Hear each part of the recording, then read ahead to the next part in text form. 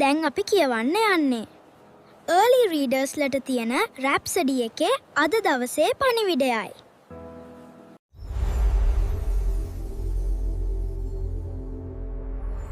අද 12 වන අඟහරුවාදා මාතෘකාව තමයි දෙවියන් වහන්සේට ඔබ ගැන සැලසුමක් ඇත. අද බයිබල් පාඨය යොෂුවා 6:2. ස්වාමීන් වහන්සේ යොෂුවාට කතා කොට බලන්න යෙරිකෝවද එහි රජද බලවත් යුද්ධකාරයන්ද ඔබ අතට පාවා දුනිමි.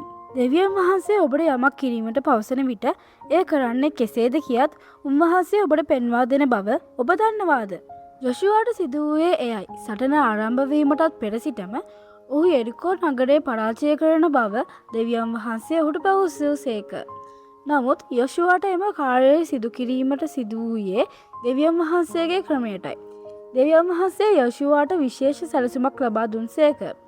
උන්වහන්සේ ඔහුට සහ සෙනගට පැවසුවේ දින 6ක් යනතුරු දිනකට එක්වරක් බැගින් නගරය වටා ඇවිදින ලෙසයි. 7 වන දිනයේදී ඔවුන් නගරය වටා 7 වරක් ඇවිද ගිය අතර ඔවුන් මහා හඬින් කෑ ගැසූ විට නගරයේ පවුරු කඩා වැටුණි. යොෂුවා දෙවියන් වහන්සේට සවන් දී උන්වහන්සේගේ සැලසුම අනුගමනය කළ අතර ඒවට දෙවියන් වහන්සේට විශාල ජයග්‍රහණයක් ලබා දුන්සේක. මෙය අපට වැදගත් දෙයක් උගන්වයි.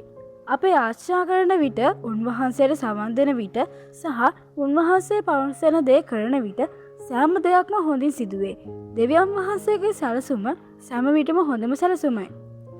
දැන් ඔයාලට පුළුවන් හිතෝපදේශ 16 වෙනි පරිච්ඡේදයේ 3 වෙනි පදයේ කියවලා අධිග්‍රහගත දේ තව දුරටත් බලන්න.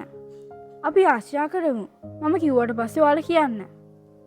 ආදරණීය ස්වර්ගීය පියාණෙනි, ඔබ වහන්සේට මා ගැන යහපත් සැලසුම් ඇති බැවින් ඔබට ස්තුතියි. සෑම දිනකම